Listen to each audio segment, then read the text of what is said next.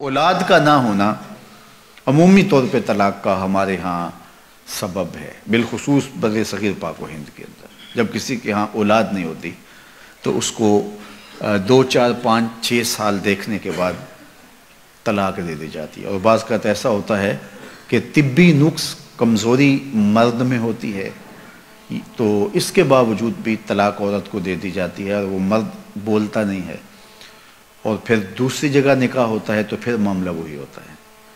तो औरत भी इस बात की इजाज़त नहीं देती कि अगर औलाद नहीं है तो मेरा शौहर दूसरी शादी कर ले, क्योंकि औलाद के हुसूल की तड़प ये मर्द के औरत के दिल में बड़ी कसरत के साथ पाई जाती है।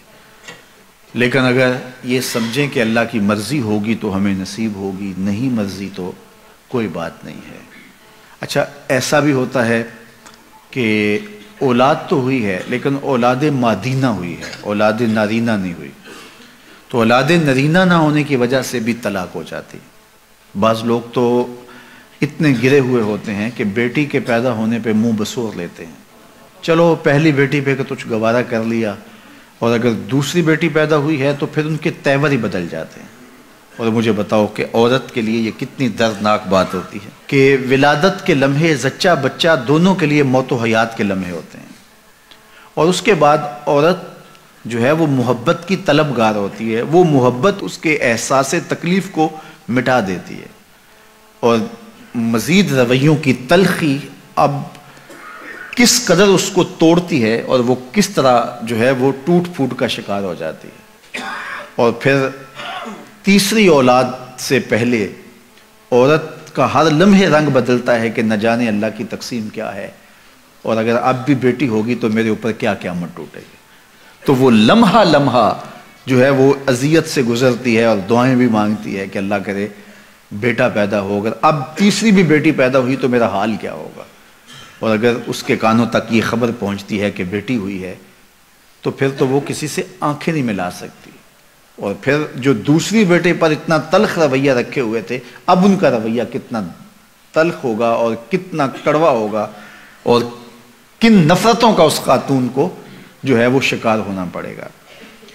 ये अल्लाह की मर्जी है, जिसे चाहे बेटा दे, ये अल्लाह की मर्जी है जिसे चाहे बेटी दे। औरत के साथ जो नफरत का इजहार किया जा रहा है, असल ये अपने रब से मुकाबला है। किसी के यहाँ अगर बेटी पैदा हुई तो उस औरत का कसूर क्या है? एक जर्रे के बराबर भी उसका कोई कसूर नहीं है। तो फिर इसका मतलब है उस पर मुंह बसोरना और उस पर नफरत का इजहार करना, ये अपने रब की तकसीम पे एतराज़ है कि उसने हमें बेटी क्यों दी है। तो अल्लाह बेटी अता करे फिर भी राज़ी हो जाओ, अल्लाह बेटा अता करे फिर भी राज़ी हो जाओ। बेटी रहमत है और बेटा अल्लाह की नेमत है। वो नेमत नसीब करे फिर भी खुश रहो, उसकी रहमत बरसे तो फिर भी खुश रहो। अगर बेटी बुरी होती अल्लाह अपने महबूब को 4 बेटियां अता ना करता। बाज़कात बेटी बेटों से बेहतर करार पाती है। हज़रत हन्ना ने दुआ मांगी कि अल्लाह मुझे औलाद अता कर। फिर क्या हुआ कि जब विलादत के लम्हे करीब आए तो बेटा पैदा नहीं हुआ, बेटी पैदा हुई। तो अल्लाह ताला जल्ला शानहू ने हज़रत हन्ना से कहा, जिस तरह की हमने तुम्हें बेटी दी है ऐसे बेटे भी नहीं होते, और उसका नाम मरियम रखा। फिर उसी मरियम सलामुल्लाह अलैहा के बतन से हज़रत ईसा पैदा हुए। तो थी बेटी, लेकिन देखिए अल्लाह ने मर्तबा क्या दिया।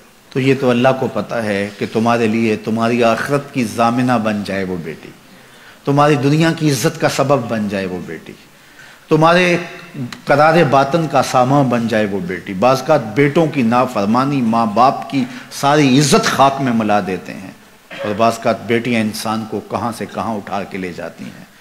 तो ये अल्लाह की मर्ज़ी है कि वो बेटा अता करे, वो अल्लाह की मर्ज़ी है कि वो बेटी अता करे।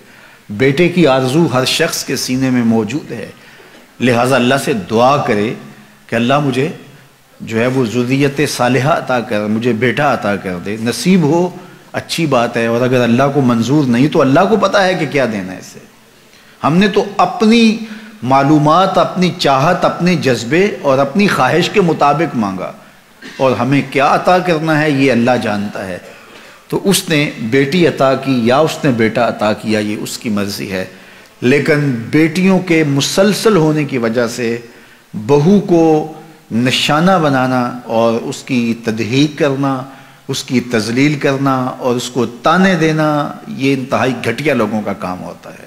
ये अल्लाह की मर्ज़ी है, चाहे बेटे अता करे चाहे वो बेटियां अता करे। तो औलाद के ना होने की वजह से तलाक वाक़या होती है, ये भी एक घटियापन है।